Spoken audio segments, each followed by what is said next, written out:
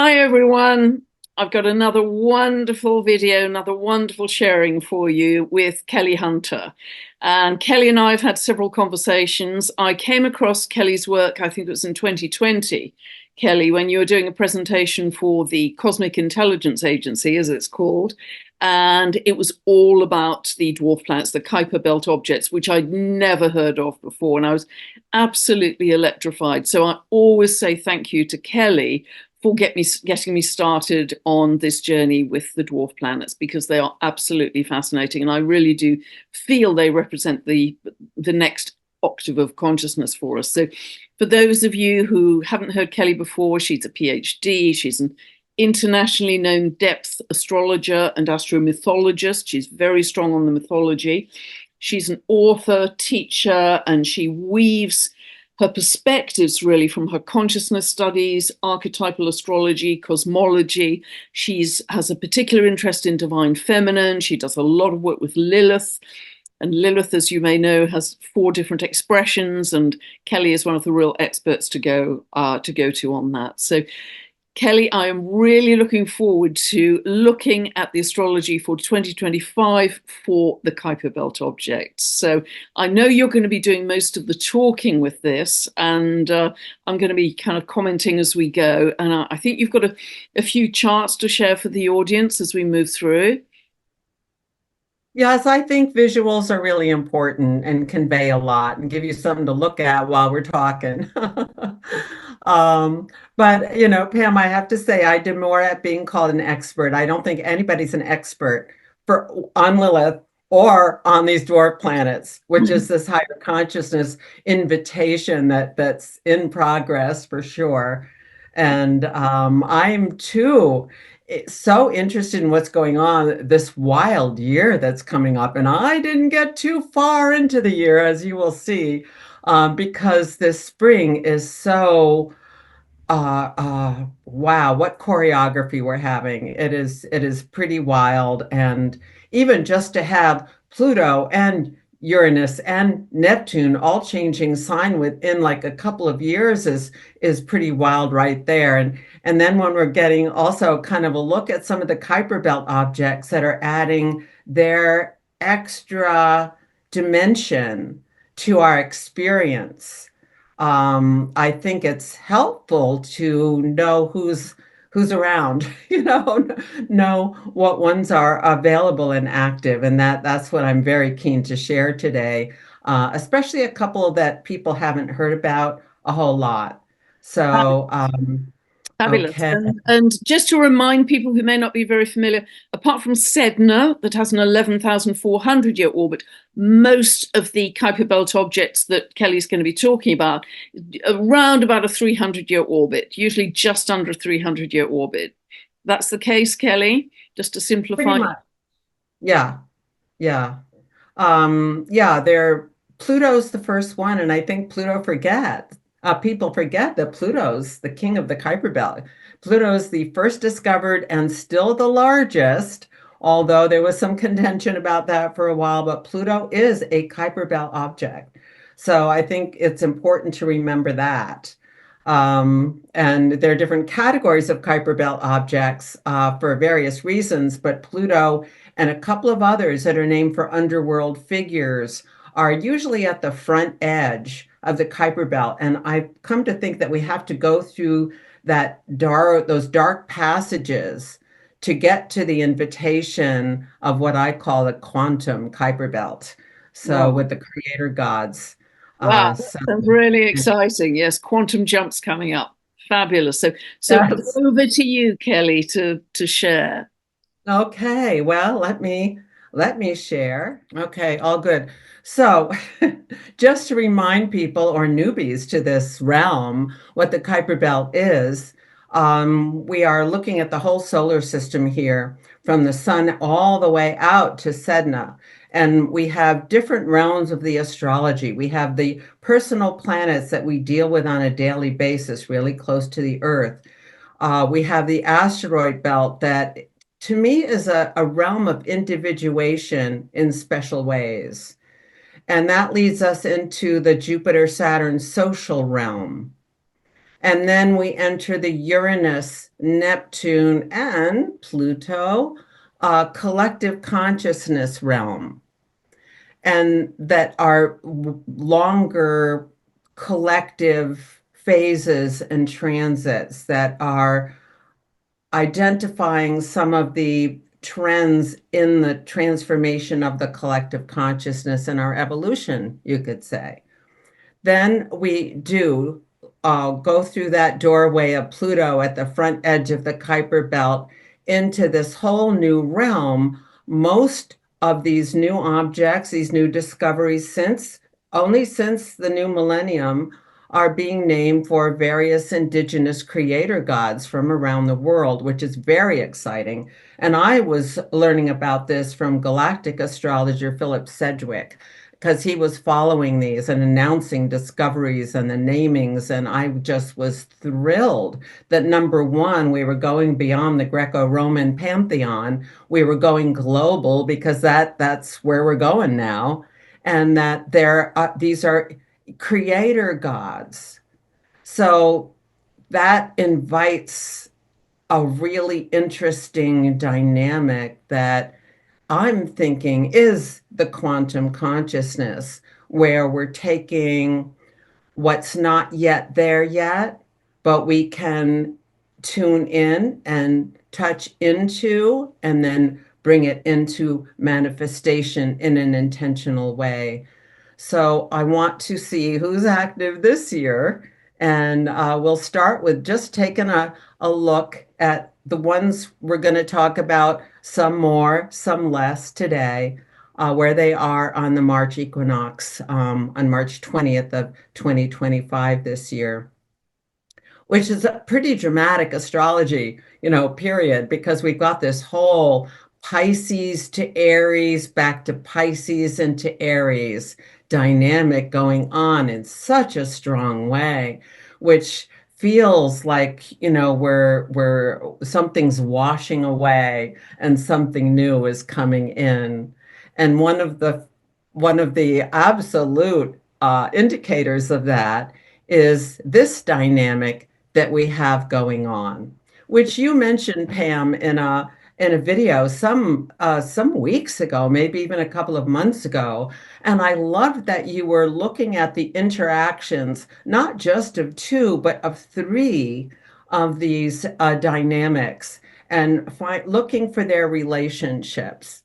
And, there we have Pluto that's been going from Capricorn into Aquarius and back at the same time that Haumea, the Hawaiian goddess of childbirth, been going from Libra into Scorpio and back and forth. And so they've been squaring. So a square sometimes is considered a conflict or a challenge, but I've come to see squares as mutually activating. There's a dynamic there. There's a kind of call to action. There's a kind of step up, like how are these two energies interacting? And we think of Pluto as the god of destruction and, whatever is being carried away. And Haumea is a birthing goddess. So there is a kind of renewal and birthing at the same time. There's a destruction and moving away. So that dynamic is so interesting to me, and that they're changing sign together is is huge. And then, as you were noting in that video from a while ago, Sedna is changing sign too, and in a very interesting dynamic, as it is beautifully trining Pluto, and in more of a challenging dynamic with Haumea. Now, Sedna does have that huge 11, 12,000 year orbit. And it is a mythology from the Arctic, from the deep Arctic Sea. And a few weeks ago, I was in Hawaii. I was on the North Island, Kauai, and I was on the North Shore. and the waves were coming in very strongly. There was a huge surge. The waves were hugely loud, and it was so exciting and dynamic. And I would sit there watching those waves, and they were saying, please don't swim. The surge is too dangerous. And there was also a seal on the beach, a seal who had been born there Oh, and was also not going into the water to feed because it was kind of very powerful. So the seal was there. oh, So that's one of the creatures I think that Sedna yeah, gave birth to. yes. And so the it was so loud. And north of that North Shore, there's nothing until Hawaii. I mean, until Alaska. So I was feeling like Sedna was coming in from the northern Arctic seas and with this thunderous voice that was coming from deep in the water. It was very loud, and the waves would crash well before they got to the shore, but they would crash again and come in again. And then you could see it's like the Pluto factor was taking some sand out. And as the wave was going out, it would meet an incoming wave and they would crash together in a kind of foam. And then the wave that was going out would still be going out until it met another incoming wave and another crash of foam. And then at a certain point, that outgoing wave was losing steam and it turned around and it was coming in with the incoming wave, which would come in further onto the beach. And that incoming wave to me was Haumea. And there I was in her territory. And I just felt this amazing experience with this dynamic of these three different ones in a way that was a very sensate experience. And this is one of the ways we learn the best when we're experiencing the energy and feeling it. It's not a cognate thing, it's an experience. It's kind of visceral, isn't it? It's truly It- visceral. yes, And it's yes, interesting, Kelly. I think it could have been Joan Ocean, but somebody has been talking recently about whales and dolphins being 15th dimensional. They're very high dimensional, and they're linked to yes. ancient Lemuria. So, when we're talking about this jump in consciousness and the metamorphosis for humanity, that's really reinforced by the sea creatures that Sedna morphed into as well. And another thought, I don't know, I'm going to get your idea about this. My feeling was, as Hermia just tipped into Scorpio, that I feel she could be linked to stem cell medicine, because it was at the very month when she tipped into Scorpio, and Scorpio, you think of the sting in the tail, you think of injections, that I had my stem cell injection in my knee that was so miraculous.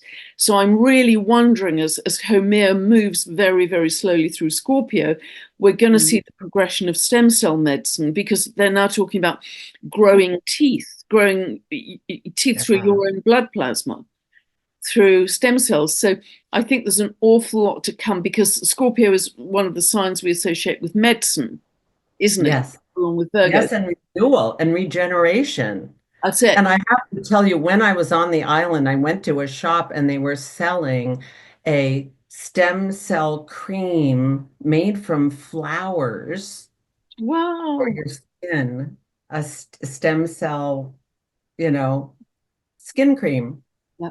And it's regenerative, So, you say, which is the symbolism yeah, of the year. So this is going to be interesting. yes.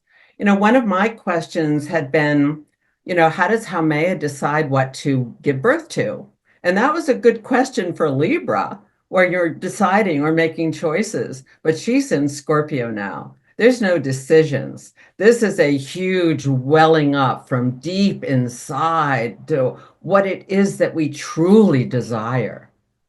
It's like, kind of arrows coming out of chaos with the earth, with this desire to be.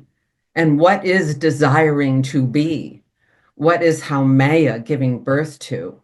So I think that's part of the renewal energy as well. So I like that specific example you give. And then there's this power of desire that is not, that is coming from that visceral place, as you were saying, and we can feel it. And I think there's more questioning coming up around that, which we'll get into in a moment. And then we have Pluto, both of these firmly in to these signs now. And Haumea in Scorpio, it's a deep sea diver. It's the deep sea creatures. And Pluto in Aquarius is more a perspective that's above and can, it's like when the whale or the dolphin surfaces to take in air and let the spout go. But they are these creatures that can both be under the water and come into the air. So they're a good example of the Pluto Haumea square at the moment. It's interesting, And Kelly, as well, isn't it? What you're talking about, it's like an evolutionary eruption whose time has come. And if you think of Hemera and her fire goddess aspect, she was said to birth the 8 islands of Hawaii. So this eruptive quality that is now timed beautifully for this year we're going into, and also the fact she can literally not only regenerate herself but produce new land. I think we are very, very physically going to see new land masses emerging this year. That's the symbolism that's leading me to suggest that may be happening. yes, yes. And I think more discovery of underneath what's under the sea as well. Old civilizations, it could be. Yep. We'll see. Pisces. Yep. Saturn in Pisces, old buildings, old temples. Absolutely. Well, here's a bit more on Haumea. And when I was in Hawaii, my daughter was watching videos of Kauai in particular. And she found a beautiful series of videos called Back to the Wild, done by this young man, Sam Potter, who grew up on Kauai. And he interviews the native elders. And these are beautiful. These two are among others that talk about the aloha, the aina, the spirit of the hula dance, of the plants and people's deep connections to earth and nature. And I think these are like educational videos to learn more about Haumea, and I highly recommend them. So there she is, with that beautiful, uh, it's loving of all life, and the power of the water, as well as, the life-giving aspect of it. Hi'iaka is the hula goddess, and she's given her name to one of the moons of Haumea, and Namaka is a water spirit. And it is a powerful water spirit. I've come to think of it as those huge crashing waves. Even the surfers weren't out. And the power of when the lava, because another of her daughters is Pele, the volcano goddess, and when that fiery earth meets the sea, psh, Namaka, throws water at it and it cools off and then it becomes the land. So this is a very dynamic energy, as birth is. So that's how Maya.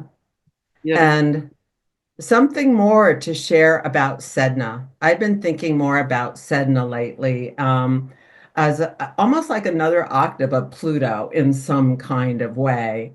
And I've been reviewing, what I've learned about Sedna. And I was reading something one of my friends wrote about experiencing a black hole and going through it. And it felt like Sedna to me.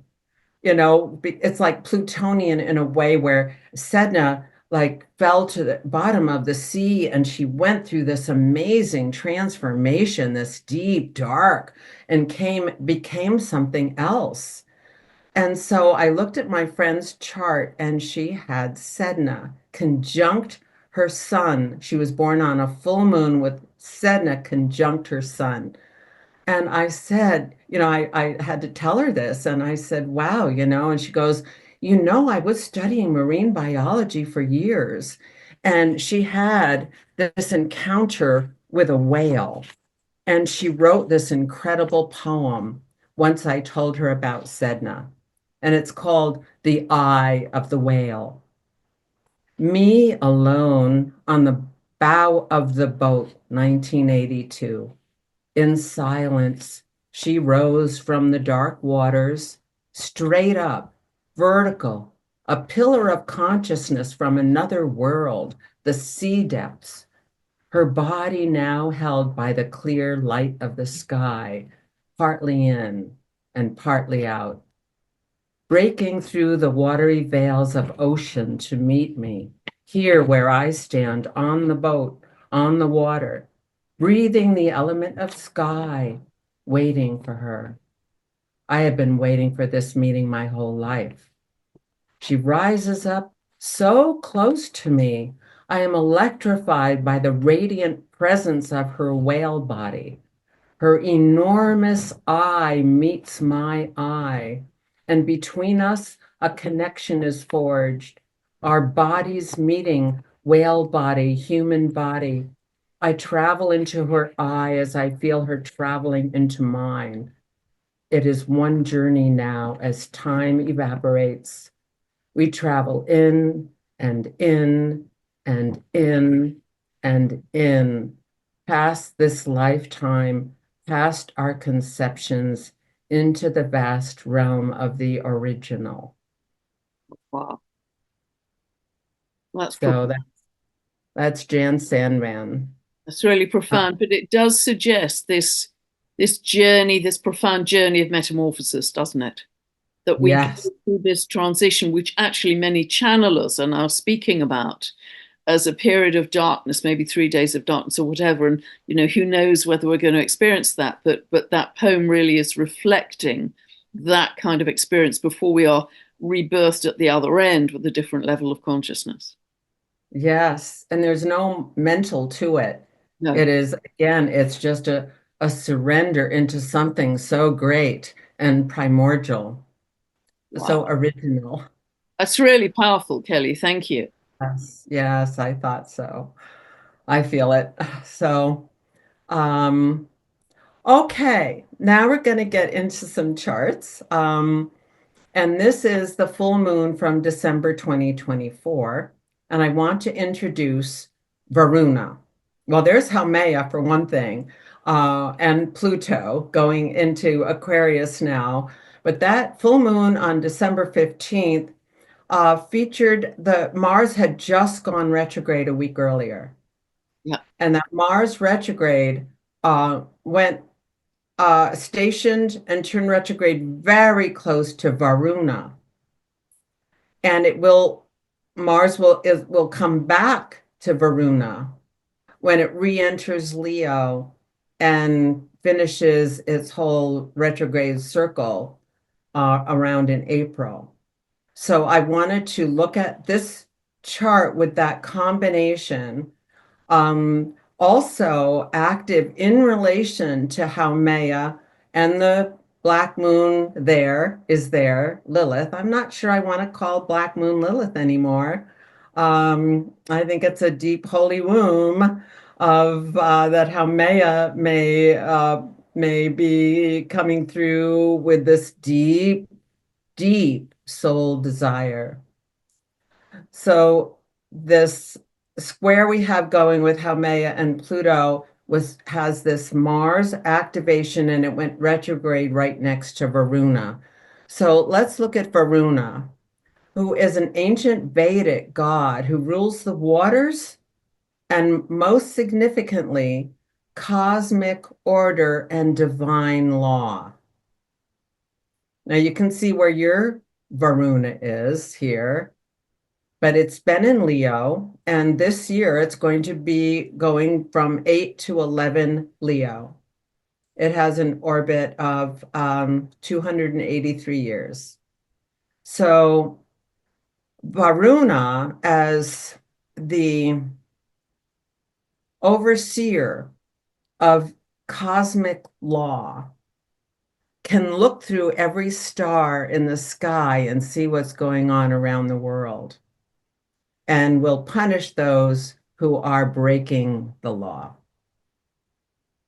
So the night has 1,000 eyes, and Varuna is one of the original, I think, Vedic gods. So it is a very powerful indication of this in this conjunction with Mars of a the perhaps the spiritual warrior.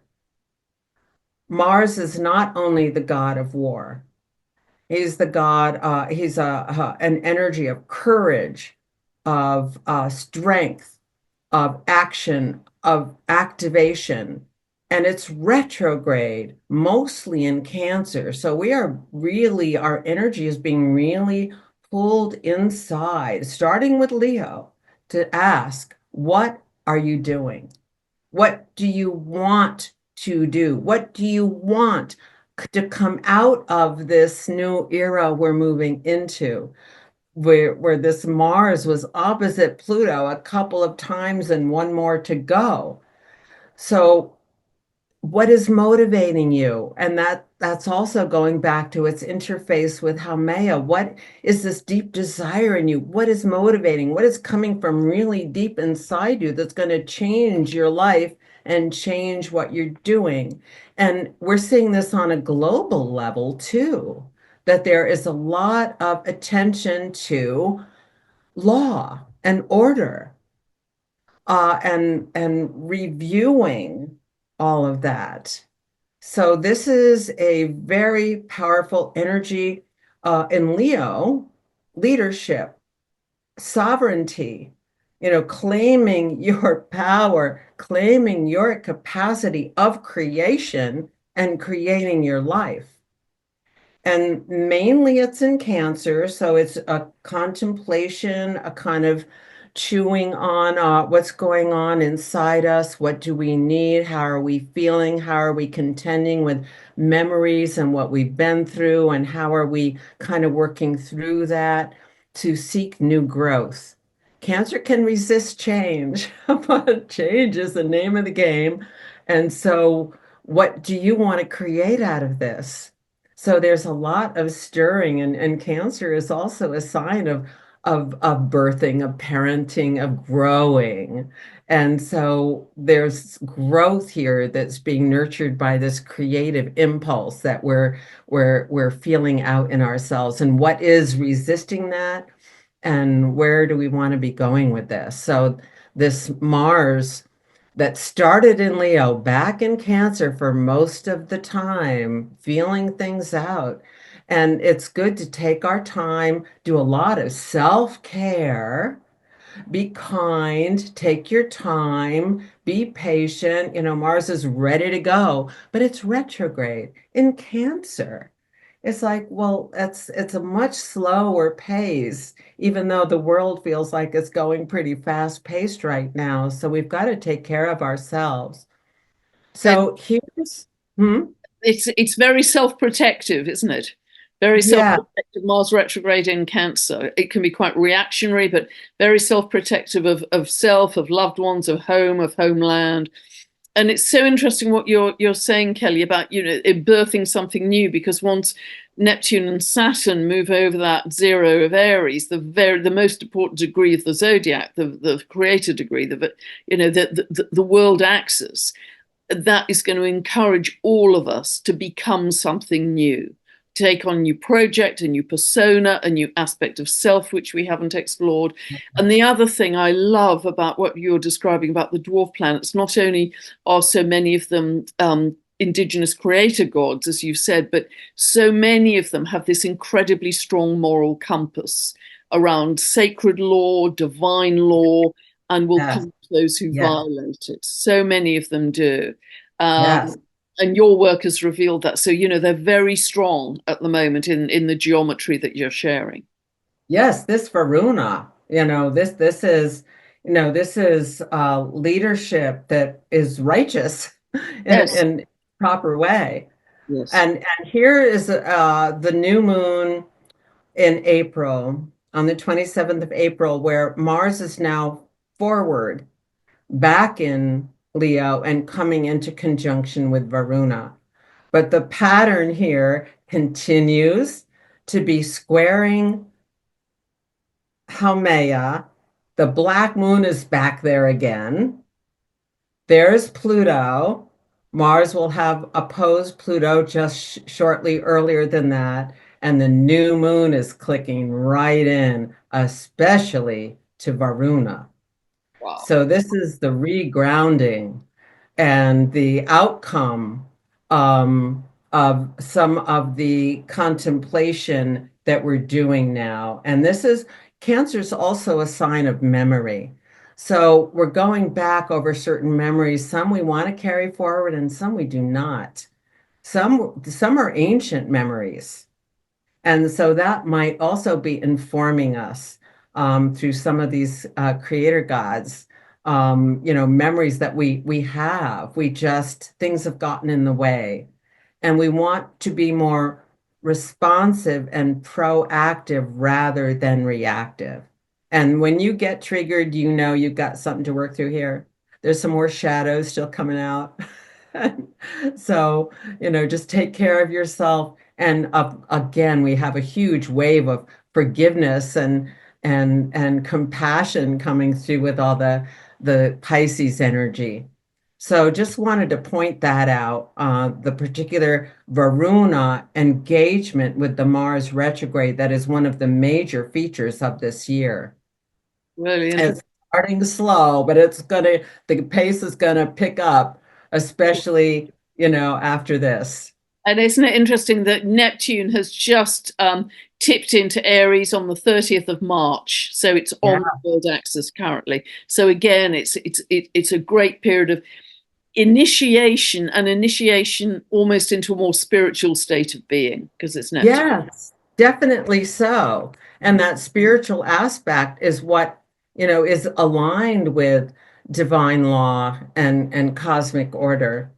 So, so that's Varuna, very active now. And here's the March equinox chart with Varuna in it, with the sun just at Aries. We see that Neptune's just about to cross over. We have Venus retrograde in Aries that goes into Aries, back out of Air, back into Pisces, back, and they both go retrograde at 9 and 10 degrees conjunct Salacia. So a few things here. This is the March equinox with a fire trine, including Varuna. We have all of this Aries with Neptune about to move into Aries. The nodes have just moved out of Aries and Libra and into Pisces and Virgo. There we see that. And then we have Saturn coming up, and that these tandem retrogrades of Venus and Mercury crossing that Aries point, going back over again, circling that Aries point is wow, don't you think? And that they go retrograde, basically conjunct Salacia, means we have to look at one of our favorites. We have to look at Salacia or Salacia or Salacia, however you might want to say that.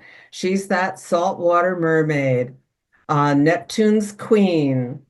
And she is especially in Aries, I think that really brings out the quality in her mythic story of self-honoring because, Neptune was so attracted to her.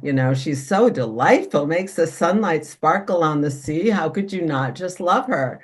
And, she's like, oh, yes, but he's king of the, sea. And, I'm just a mermaid. And so she said, I'm not that kind of girl. I'm not going to just flirt. So she disappeared to a part of the sea that he couldn't find her. So he sent a dolphin to tell her that, yes, he did want to make her his queen. So she went back and she's queen of the sea, queen of the mermaids. She's is this sunlight sea thing, sea energy. Now that gets us into her name, which means salt. Sal means salt. So she's the saltwater mermaid. And when we put salt in water, salt is born of the purest parents, the sun and the sea, wrote Pythagoras. And that's I'm when the water is able to hold memory via the that salt, which is so that fascinating. is beautiful. And do you think that Selassie is linked to light language, Kelly? Absolutely. When I first moved to the Caribbean, I would just sit and watch the sunlight bouncing on the sea, and I felt like there was communication going on. And it's like, why are people sitting there reading novels? It's like, look at this, Do you And think I, actually speaking light language as well? Because people are spontaneously starting to speak light language, aren't they? yes, yes, and I think that comes from the memory, right? That comes from the ancient waters that are held in the salt, the ancient memory, and it's life-giving. Yes. And then here's I don't know if I've shared this one before with you, Pam, but this is a Bruce Cockburn song. I love his Lord of the Starfields. That's how I found out about. He's a Canadian songwriter, singer. And one of his songs says, all the diamonds in this world that mean anything to me are conjured up by wind and sunlight sparkling on the sea. And this is a photograph that my astrologer friend in Connecticut took, Don Johnson, took this photo, and it is so Celestia. It is light on the water. So there's this evocation of light that she brings in. And, we've both been talking about the plasma waves of light and photon activity coming in and lighting up our cells and lighting up our whole energy field and the field of the earth and the whole solar system. So this is just wonderful light bringing energy. Um, that is a kind of quantum consciousness. So this is, I don't even know when it first, intuited the quantum potential of the Kuiper Belt, but because there is this other memory, this other aspect of our consciousness that's opening up. And there's so much talk about quantum this and quantum that, and it's like quantum all over the place. And there's even I think it was in 2017 or 18, the US government put up a website called quantum.gov discussing all the quantum leading edge science and initiatives and such like that. So, we have the early scientists who got interested in the quantum physics, quantum field, and that would have been Einstein, David Bohm, and oh, there was one other I'm not remembering at the very moment. Not But this not Carl Pribham. Was it Carl Carl Pribham? Pribram was a pioneering brain scientist. Yes. And so he and David Bohm collaborated quite a bit in developing what they call the holoflux theory that, is the brain quantum merging in some way. And that this is that consciousness, that the quantum potential is the holographic background radiation of the universe. It's the field that is what Bohm called the implicate order. It's the internal activation that is described by these geometries over here on the left, the flower of life and the Sri Yantra, are geometrical depictions of this energy field that can be explicated in materiality, but is inherently invisible, like Deepak Chopra says here, beyond the visible garment of the universe, beyond the mirage of molecules, the Maya of physicality, lies an inherently invisible, seamless matrix made up of nothingness. This invisible nothing silently orchestrates, instructs, guides, governs, and compels nature to express itself with infinite creativity, infinite abundance, and unfaltering exactitude into a myriad of designs and patterns and forms. And Beautiful. we are invited to engage in the creativity of this dynamic between the invisible nothingness and materiality. And I think of this as connected to ether, which is the fifth element out of which the four physical elements emerge. Yeah, And it's, I'd agree with that. I mean, David Bohm fascinated me. He was a senior lecturer in theoretical physics at London University. As you probably know, Kelly, he used to have quite famous all night discussions with the mystic Krishnamurti on the nature of reality. And I wrote quite a lot about his theories in my first book because I was absolutely fascinated because they kind of parallel Plato's theories of archetypes and ideas, etc. And I think his work is absolutely, even now, groundbreaking. yeah, So it's beautiful you're reflecting that here. yes, yes. Michael Talbot's book, The Holographic Universe, came to my attention. I think it was published in the 80s, and it discusses both the work of Karl Pribram, who I had the honor of meeting, and of David Bohm. And I think that that work has been forwarded recently by Nassim Haramein, who has also done some mathematical calculations that are proving the flower of life is the matrix of the universe. And that if we are in the center, if we are in the center point, we can tune in to any other center point and bring that through, whether it's a wormhole or whatever we want to call it, bring that into materiality. And in, I think it's Buddhist thought, I think Hindu thought, they talk about ether as having a non-material aspect and a material aspect. So it's the sort of the liminal field through which the non-material can become material if we are intending it, if we are envisioning it, if we focus on that. And this is what I think these creator gods are about. Yeah, 100% love it. Yeah, very much with you on that, Kelly. So there are two more of these creator gods that I think illustrate this principle very well. And if I can get a hold of it, I will.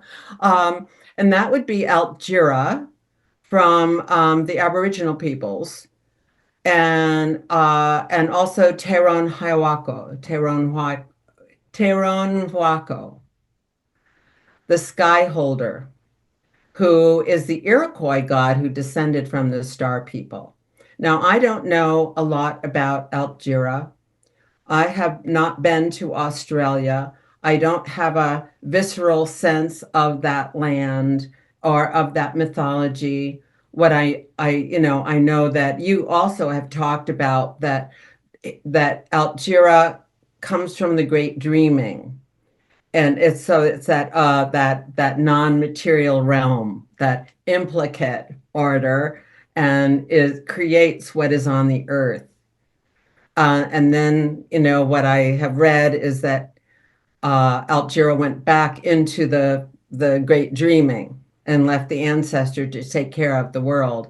Altjira actually is a double body, and there's Altjira 1 and Altjira 2. So some of these images are from my Planetary Gods and Goddesses coloring book. Taronwako, I know more about because I live in the Northeast United States, and this is the area of the Iroquois people. And I found the book by Brian Rice, that was his PhD thesis after he's part one of the Iroquois tribes, and he wrote about um, a traditional history through the eyes of Teron Wako and Sawiskara. This book is called The Ratinan, and it has to do with the Longhouse. Now, the Iroquois people are made up of originally five and then six nations, and they span from the Northeast US into Canada. So they cross the border there. And I also was told about and enrolled in a course called The Astronomy of the Haudenosaunee, which is another name for the Iroquois people. And the Haudenosaunee astronomy class was led by a professor from the Six Nations University. And uh, he was talking about visualizing the sky, the whole seasonal nature of sky watching, the season, how they name the moons, depending on, the strawberry moon is when the strawberries come out, kind of thing. And then he started talking about the creation story and was talking about Teron Haiwako and Teron Wako. Teron Wako is how he pronounced it. So I'm trying to go with that. It's a little tricky. Um, and I was amazed. And I raised my hand and I said, did you know that there was a new astronomical object in the far solar system named Teron Wako and for his brother Sawiskara? And he paused and he said, they didn't ask us, which stopped me right there. And I got to thinking about the naming of these things by the astronomers, most of whom are from the country or have some connection to the culture that they are drawing from. But I also got to speak to, I tracked her down and got to speak to the woman astronomer who named these, Wow. because it is also a double object. Mm. Teranwako and Sawiskara. It's not a moon thing, it's a double object, it's a double body. And so I tracked her down and I said, well, how did you come to name this? Well, she was given the honor because she was just getting her master's degree of naming something their team had just discovered. And, based on the mythology categories, she was looking for something that had twins, that had a two. And her family is from northern New York. So she knew something about this mythology. And so it was accepted for this pair of names. But still, we don't want to co-opt a culture's creation story without being very careful and honorable, which Yeah. is why I don't want to talk too much or try to interpret too much about Algira. And another little side note on my research is has to do with Maki Maki, the one from Rapa Nui, or what we call Easter Island. And I was mentioning it at some point, and one of my readers emailed me and said, I went to college with someone who was a member of the royal family in Rapa Nui. Do you want me to see if they will talk to you? And I said, well, that would be great, because that there's such complex and misunderstood history of that island. And so it took a while to get back to me. And the answer was, I would have to go there. I would have to have my feet on the island. Wow. And I could totally see that. Yeah. I Well, could totally that's an see. adventure coming up. Something that fascinated me with Algira, Kelly, I just discovered today, is that Algira was said to have authority over the natural elements, the weather, the storms, the droughts, the floods, the lightning. And that I think is of great interest in terms of the climate extremes, weather extremes that we're going into this year. Oh, yes. But I can see a Well, trip to Easter Island coming up for you as well. uh-huh. Well, one of my best friends just went there, and she had an interesting experience that I am not at liberty to share. That to me is starting to give me a different a tuning in to that culture. And also, Graham Hancock has done some archaeological research there as well that is kind of interesting. And didn't you mention some kind of regenerative earth? And Rapamycin. Rapamycin is a naturally occurring chemical that is regenerative, promotes longevity, and it's naturally occurring in the earth there. And you can even buy it as a supplement, as a health supplement. It's very expensive, but you can get it online. And I think it's uh-huh. one of the very few places in the world that where the earth actually naturally contains rapamycin. Well, one of Graham Hancock's videos was talking about the new discoveries under the Amazon forest canopy of old cultures that had been there. And they also found some kind of earth substance that can be used to regenerate and grow things. Wow. So I don't always remember facts right away, but I'll get back to that. Fabulous. It's very But exciting. I'd like to talk more about Teiron Wako because I do have that book and it's such beautiful story. And here is okay, come on, move along. Here's what's going on. This is the total lunar eclipse on March 14th. We have two total lunar eclipses this year.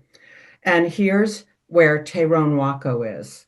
At 22 Pisces, conjunct Saturn and the Sun, right in the thick of this eclipse with Neptune. So Neptune has already been conjunct Tehran Waco some years ago, but this conjunction, there, Tehran Waco is right in the thick of it.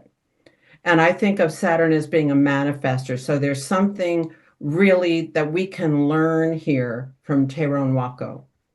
And I've only written a little bit about this in my Substack, but the Tyrone Wako was born of the Star People, and his grandmother um, was pregnant with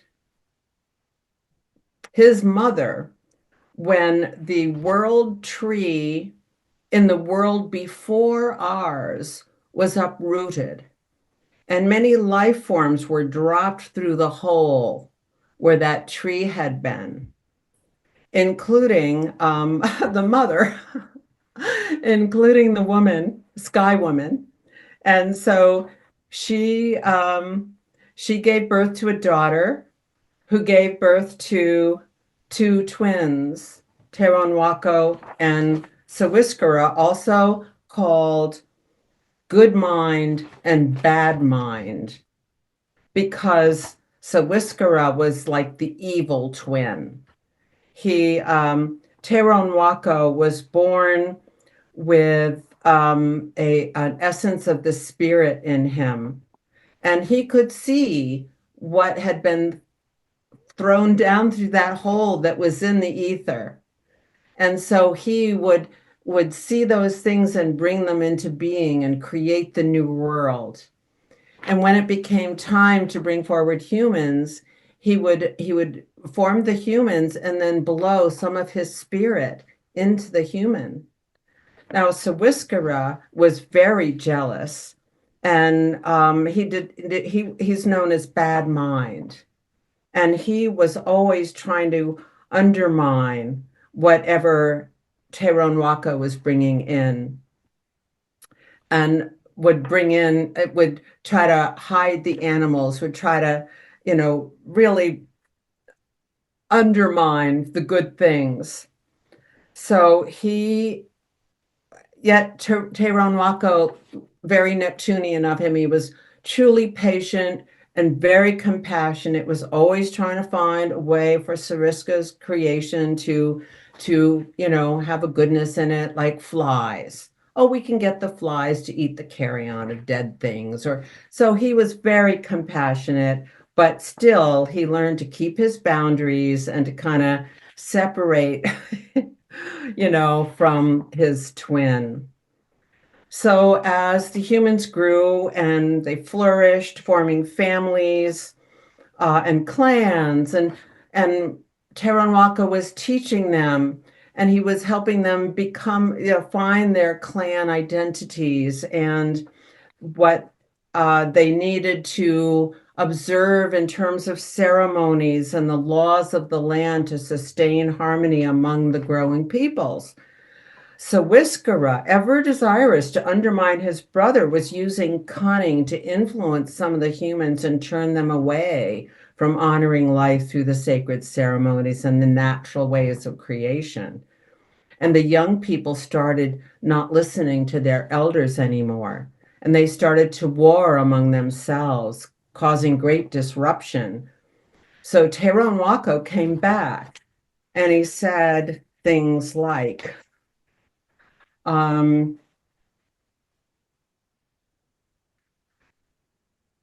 you're failing in doing what I asked of you. I told you that my brother's power is strong and that you would have to be vigilant in keeping the ceremonies. And now you're going to be on your own. You're going to have to watch over your children and teach them these ceremonies and what they need to do. There are all kinds of things that can bring you sorrow if you don't listen and observe these ceremonies. You're not taking care of each other the way that you are meant to. So you should know that my brother's going to keep trying to move you in the wrong direction. The first thing is that you must cease hurting one another. You will again care for one another and live in peace with one another. You can take the path of peace or you can take the path of wrongdoing. It's your choice. You have this choice. So, I think um, that sets up some really important themes for what we're experiencing right absolutely. Along with Varuna, who's about cosmic law, this is the same thing. This is universal law. now. And he said, Tyrone Wako said, it should be this way as long as your kinship groups and the earth continue to exist, that you are honoring each other, taking care of each other, and honoring these ceremonies and thanking all of the life forms for being here with you. And there is a very long, it takes at least a day or two to go through this whole Iroquois Thanksgiving prayer that they do periodically, thanking every living creature and all the different realms of nature. And he said, there's one other important thing I have to say. It shall be the duty of all human beings on the earth to possess the ability to be happy, to give thanks for all the creation, as you will all have an equal right to its use. And I love that. We're here to be happy, to celebrate life. So I think Tyrone Wako's participation in this total eclipse in March is really important to consider. Because a lot of what you're sharing there, Kelly, is about community as well as ceremony. It's about people coming Absolutely. together and taking care of each other. So this whole shift of socioeconomic structure towards community, away from separatism and isolation, I think is a really big part of it. It's actually smack on my son as well. So this is going to be a Oh, very interesting, oh, lovely. yeah, 20. Oh, lovely. So, yeah, this Yes, it's beautiful. And again, the people lost their way, and again there was war. So Tyrone Wako came back as the peacemaker. And this gets into the story of Hiawatha and the peacemaker who went, walked the lands and met with all the tribes and brought, negotiated peace again. And this also, was their forming of their confederacy, the Iroquois Confederacy. And this was basically in the 16 and 1700s. And their confederacy and the ways they worked out their laws was very influential in the development of the United States and the Constitution. Interesting. So they, it was a really strong uh, like system that they had to keep the people together and to create their own League of Nations among, first of all, the five tribes and then the six. The Mohawk, the Oneida, the Onondaga, the Cayuga, the Seneca, and then the Tuscarora. They were guided by the Great Law of Peace, which you can actually, it's a published little book that you can find. And the Thanksgiving prayer is also, so it's very influential in the development of the United States. And I think that's also a significant kind of piece of Teron Wako's contribution here to bring back the law, with the Pluto return of the United States at basically that has just happened. Yeah. It's absolutely beautiful. And where does Huya come into this, Kelly? Uh-huh. So Huya, well, we looked at Algira here, which is not exactly, in the whole thing, but as closely as Huya is from a very dry peninsula in on the northern shore of South America that juts into the Caribbean. And it's like a border between Venezuela and Colombia. And I have not looked into this very much yet. But there's a beautiful story, and I did that. It's from the Guajiro people, and I did find a scholarly book on their myths that do bring this up a bit. But I had to mention Huya because Huya's coming in to the range of the galactic center now Yeah. and is squaring the nodes, and Varda is just finishing with that circling of the galactic center, and so Huya had to overcome, with the help of the community and the participation of all the people, had to overcome the greed of the nasty monkey king who was hoarding all the clouds and all the rain and creating a drought everywhere else. And so they had to get him really drunk, and they had to Huya had to steal his thunderbolts. He had to steal his thunder so that he couldn't rule those clouds anymore and bring back the natural order to all of the people. It's really So interesting, isn't it? And Varda, who was a part of the original creator myth with her husband Manwe, said to yeah, said to place the stars and the sun and the moon in the heavens. And she is actually technically on the world axis right now because she'll be tipping into Capricorn within a few months, I would think. I don't know the exact date of that, but technically the world axis is 2 degrees either side of zero of the cardinals. So yes, more next year. It's next year she goes in. okay, so But because she's going to go retrograde. But one more to mention is Orcus, who is another one of the underworld gods, and is important to mention because close to that total eclipsed moon, but also this is where we need to break agreements that are no longer in alignment with our soul and are preventing our growth and holding us back. So that's part of the meaning of Orcus, and that's been a big trend lately. Everybody's talking about breaking agreements, and it's really important to be doing that, especially with Mars retrograde in Cancer, to I don't need to be bound to this. I don't need to attach myself to this anymore. I can break free. I can sever that cord. It's holding me back. This is no longer useful. It doesn't feel good. It's not good for me. So there's a whole cross going on here, Grand Cross with Orcus and Virgo, Algira in Gemini, Taron Wako in Pisces, and the Huya Varda combination here on this total eclipse. Um, so I know we're getting close to an hour, and I'm just going to fast forward a little bit to these images. So here's Huya and the Evil Monkey King. And there's Orcus, where we go into that, an underworld god. We go into that darkness and have to let go. And here's Algira again, Taron Wako, and Varda, who is the the highest of the feminine archangels who made the stars and put the sun and moon in their places. We must mention Manwë, her consort, her partner, who one more chart here of the partial solar eclipse right after Neptune. Well,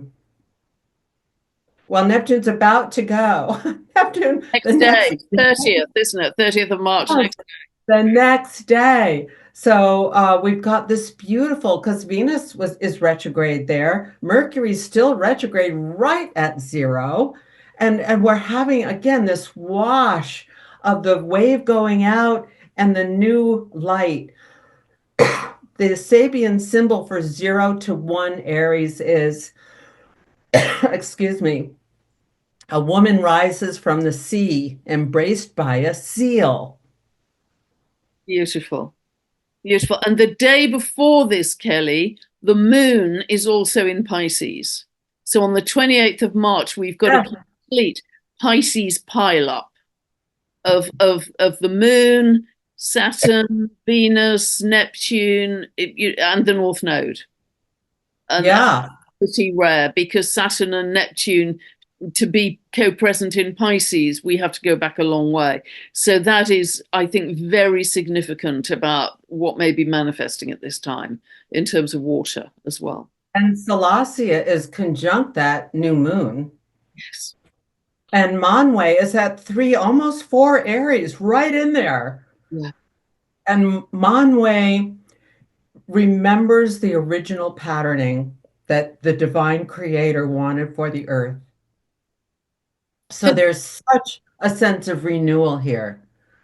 Such, Exactly what I was going to say. Such a sense of birthing a whole new episode for humanity, which is how I feel about this.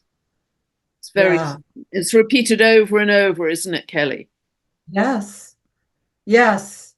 Yes, and it's back to the original. It's how it's supposed to be. It's bringing back the love as the core of who we are.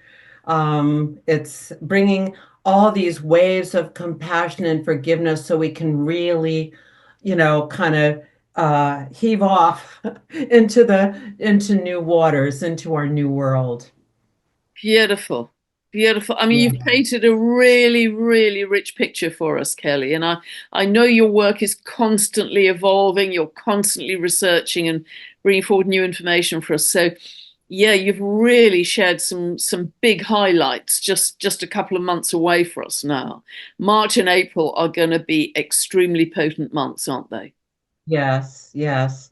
And I do want to share that I'm creating a series of classes to share my research more particularly. So watch for upcoming announcements. And will they be on your website, Kelly? Because I'll put your website details obviously below. Yes, yes. And my Substack is also, I'm very active on my Substack, starlady.substack.com. And, here's the Varda Manwë pairing, the cosmic couple at the highest of the archangels. So just so you can see where yours are if you want to take a look for the moment there. And they're both on cusps. Manwë is still basically on the equinox cusp, and Varda's moving right into the solstice cusp.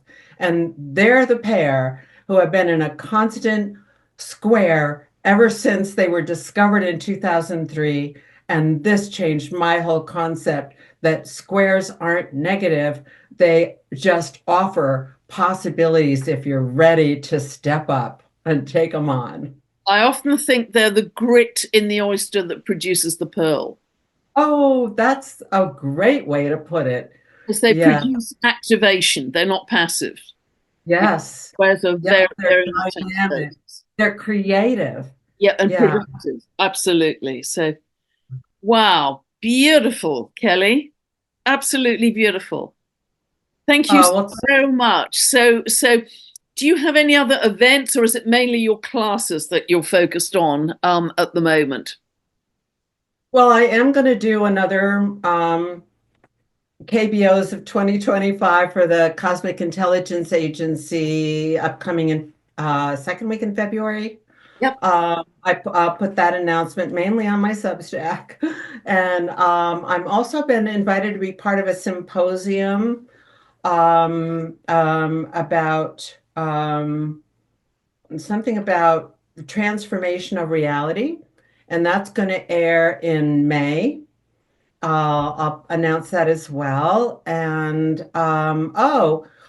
next week I'm doing a video with Melanie Reinhardt and the two women we work with from the Netherlands, Suzanne and Annika, who we're going to celebrate Varda's birthday. I mean, Chariklo's birthday, because Chariklo's birthday is in February, and she's got just the most amazing discovery chart. And we're going to celebrate Chariklo by talking about what she means and what she offers. The discovery chart, I think, is a six-pointed star. Yes, And it's exquisite. got a huge amount of Aquarius, including an exact Jupiter-Uranus conjunction. Yeah, yeah, beautiful. Yeah. She's holding that permanent Buddhist state of being for us, that Yes. healing stillness for us. I love Chariklo. Yes. Kelly, Yes. this has been so enlightening, so rich as always, every conversation we have. And I just really thank you for being such a pioneer in a particular branch of astrology that is really representing the future of astrology. It really is. And Well, I'm so grateful for your enthusiasm, and you're picking up the baton and introducing it to more people and continuing to work with them, in the new and full moons that you do. So it's always really exciting to talk to you because you're on the path too. Yes. each got our piece of the puzzle, Kelly.